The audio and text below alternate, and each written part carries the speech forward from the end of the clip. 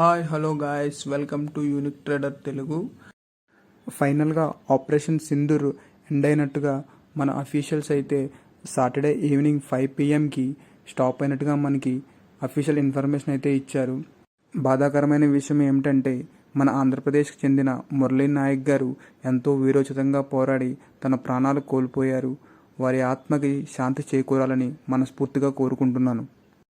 ఈరోజు మార్కెట్స్లో అయితే మంచి పాజిటివ్ మూమెంటం చూసాం. 1000+ పాయింట్స్ అయితే మనకి గ్యాప్ అప్ ఇండికేషన్ అయితే చూపించింది. తర్వాత కూడా 1000 పాయింట్స్ అయితే మార్కెట్ అప్సైడ్కి మూవ్ అయింది. దీనికి కారణం ఏమిటంటే India and Pakistan war end అవడంతో పాటు China and USA trade deal కూడా జరిగింది. ఇవన్నీ పాజిటివ్ న్యూస్తో ఈరోజు మార్కెట్స్ అయితే మంచి పాజిటివ్గా అప్సైడ్కి మూవ్ అయ్యాయి. ఫైనల్గా సెన్సెక్స్ 2975 పాయింట్స్ గెయిన్ అయ్యి 82,429 పాయింట్స్ దగ్గర అయితే క్లోజ్ అయింది. అండ్ నిఫ్టీ 916 పాయింట్స్ గెయిన్ అయ్యి 24,924 దగ్గర క్లోజ్ అయింది. అండ్ స్మాల్ క్యాప్ నిఫ్టీ అయితే 4.2% అండ్ మిడ్ క్యాప్ నిఫ్టీ అయితే 4.1% గెయిన్ అయ్యాయి. అండ్ FI&A డేటా చూస్తే FIs దగ్గర నుంచి 3,790 crores వరకు సెల్లింగ్ నెంబర్ అయితే కనిపించింది. అండ్ DIs దగ్గర నుంచి 7,277 crores వరకు బయింగ్ నెంబర్ అయితే కనిపించింది. FIs దగ్గర నుంచి లాస్ట్ 16 ట్రేడింగ్ సెషన్ తర్వాత మనకు ఒక సెల్లింగ్ నెంబర్ అయితే కనిపించింది. అండ్ అగైన్ ఈరోజు మనం మంచి బయింగ్ నెంబర్ అయితే ఎక్స్పెక్ట్ చేయొచ్చు FIs దగ్గర నుంచి.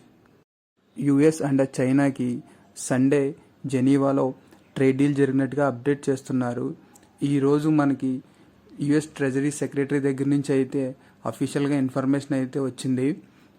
US అయితే 145% ఉన్న టారిఫ్స్ని 30%కి 90 days వరకు పాస్ చేసినట్టుగా అప్డేట్ చేస్తున్నారు. దాంతోపాటు చైనా కూడా 125% ఉన్న టారిఫ్స్ని 10%కి తీసుకొస్తున్నట్టుగా అండ్ ఇవి 90 days ఈ టారిఫ్స్ ఉన్నట్టుగా అప్డేట్ చేస్తున్నాయి. ఈ ట్రేడ్ డీల్ జరగడం అండ్ ఈ ట్రేడ్ వార్ ఆగడంతో నాట్ ఓన్లీ US అండ్ చైనాయే బెనిఫిట్ అవ్వడం కాకుండా మొత్తం వరల్డ్లో ఉన్న ఎకానమీస్ అన్నీ కూడా బెనిఫిట్ అవుతాయి. ఎందుకంటే లార్జ్ ఎకానమీస్ అయిన చైనా అండ్ US ఈ ట్రేడ్ వార్ స్టార్ట్ చేయడం వల్ల ఫ్యూ డేస్గా మనం గ్లోబల్ మార్కెట్స్ అన్నీ ఇంపాక్ట్ అవ్వడం చూసాం. ఇప్పుడు జరిగిన ఈ ట్రేడ్ డీల్తో మళ్ళీ మనకి గ్లోబల్ మార్కెట్స్ అన్నీ మళ్ళీ ర్యాలీ అయ్యే అవకాశం ఉంటుంది. ఈరోజు మోస్ట్ ఆఫ్ ద ఫార్మాస్యూటికల్ స్టాక్స్లో ప్రెజర్ చూసాం. దానికి కారణం ఏంటంటే US ప్రెసిడెంట్ అయిన డొనాల్డ్ ట్రంప్ ఈరోజు మార్నింగ్ 9 AM అంటే అది US టైం ప్రకారం 9 AM ఈ ఎగ్జిక్యూటివ్ ఆర్డర్ సైన్ చేస్తానంటుగా అప్డేట్ చేస్తున్నారు. ఇది చేయడం వల్ల ఫార్మాస్యూటికల్ స్టాక్స్లో 30-80% ఇమీడియట్ ఇంపాక్ట్ ఉండే అవకాశం ఉంటుంది. సో దాని ద్వారా ఈరోజు ఫార్మాస్యూటికల్ స్టాక్స్లో మనం అయితే ప్రెజర్ చూసాం. నెక్స్ట్ ఎస్ బ్యాంక్ గురించి మాట్లాడుకోవాలి. ఎస్ బ్యాంక్లోని సుమిటోవా అనే బ్యాంక్ 20% స్టేక్ ఎక్వైర్ చేయడానికి అయితే చూస్తున్నట్టుగా ఆల్రెడీ మనం డిస్కస్ చేసాం. ఇందులో SBI and IDFC and other banks కూడా తన స్టేక్ని సెల్ చేస్తున్నట్టుగా అప్డేట్ చేస్తున్నారు. నెక్స్ట్ అదానీ పవర్ గురించి మాట్లాడుకోవాలి. ఉత్తరప్రదేశ్ పవర్ కార్పొరేషన్ లిమిటెడ్ దగ్గర నుంచి ఒక LOI వచ్చినట్టుగా అప్డేట్ చేస్తున్నారు. ఇందులో భాగంగా 150 MW థర్మల్ పవర్ ప్రాజెక్ట్ని ఉత్తరప్రదేశ్లో ఎస్టాబ్లిష్ చేయనట్టుగా అప్డేట్ చేస్తున్నారు. నెక్స్ట్ సోలారస్ ఫార్మాస్యూటికల్స్ గురించి అయితే మాట్లాడుకోవాలి. అంబర్నాథ్లో ఉన్న వాళ్ళ ఫెసిలిటీలో March 5th నుంచి 9th వరకు US FDA యొక్క ఇన్స్పెక్షన్ జరిగింది. ఇందులో భాగంగా 0 అబ్జర్వేషన్స్ అండ్ Form 483 ఇష్యూ చేసినట్టుగా అప్డేట్ చేస్తున్నారు. నెక్స్ట్ తాన్లా ప్లాట్ఫామ్ గురించి మాట్లాడుకోవాలి. 88 crores వర్త్ బ్లాక్ డీల్ అయితే జరిగింది. ఇందులో 18,62,000 షేర్స్ అయితే హ్యాండ్స్ చేంజ్ అయినట్టుగా చెప్తున్నారు. రేపు మనకి NSEలో block deal and bulk deal సెక్షన్లో అయితే మనకి ఎవరైతే కొన్నారో ఎవరైతే అమ్మారో అనేది అప్డేట్ అవుతుంది. నెక్స్ట్ BEML గురించి మాట్లాడుకోవాలి. మధ్యప్రదేశ్ గవర్నమెంట్ 148 acres ల్యాండ్ అయితే అలాట్ చేసింది. ఇందులో వాళ్ళు railway coaches manufacturing unit and other metro ప్రాజెక్ట్స్ని ఈ ల్యాండ్లో కన్స్ట్రక్షన్ చేయనట్టుగా అప్డేట్ చేస్తున్నారు. నెక్స్ట్ TCS గురించి మాట్లాడుకోవాలి. ఒమాన్ బేస్డ్ కంపెనీ అయిన డోఫర్ ఇన్సూరెన్స్ అనే కంపెనీతో ఒక స్ట్రాటజిక్ పార్ట్నర్షిప్ అయితే అనౌన్స్ చేశారు. ఇందులో భాగంగా digital transformation and customer and advisory experience improve చేస్తున్నట్టుగా అప్డేట్ చేస్తున్నారు. నెక్స్ట్ ఆపరేషన్ సింధూర్లో భాగంగా నార్త్ రీజియన్లో 32 ఎయిర్పోర్ట్స్ని అయితే క్లోజ్ చేయడం జరిగింది. ఇప్పుడు ఆ ఎయిర్పోర్ట్స్ 32 ఎయిర్పోర్ట్స్ని రీఓపెన్ చేస్తున్నట్టుగా అండ్ సివిల్ ఫ్లైట్స్ని కూడా అలౌ చేస్తున్నట్టుగా అప్డేట్ చేస్తున్నారు. నెక్స్ట్ పిరామల్ ఫార్మా గురించి మాట్లాడుకోవాలి. ఫిబ్రవరి 11 నుంచి 17 వరకు తొరబీ ఫెసిలిటీలో యుఎస్ ఎఫ్డీఏ యొక్క ఇన్స్పెక్షన్ జరిగింది.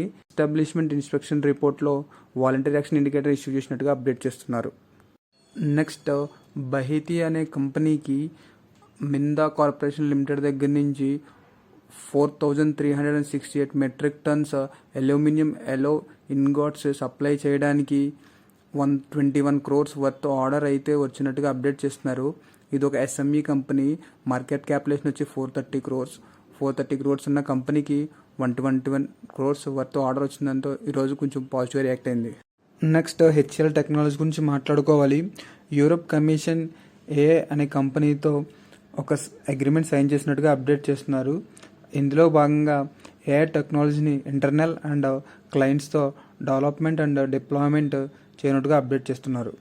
నెక్స్ట్ ఎల్టీఐ మైంట్రీ గురించి మాట్లాడుకోవాలి. గ్లోబల్ అగ్రి బిజినెస్ లీడర్ దగ్గర నుంచి $450 million మల్టీ ఇయర్ కాంట్రాక్ట్ వచ్చినట్టుగా అప్డేట్ చేస్తున్నారు. నెక్స్ట్ రీసెంట్గా ఐపీగా వచ్చిన ఎయిథర్ ఒక Q4 ఎర్నింగ్స్ అయితే చూద్దాం.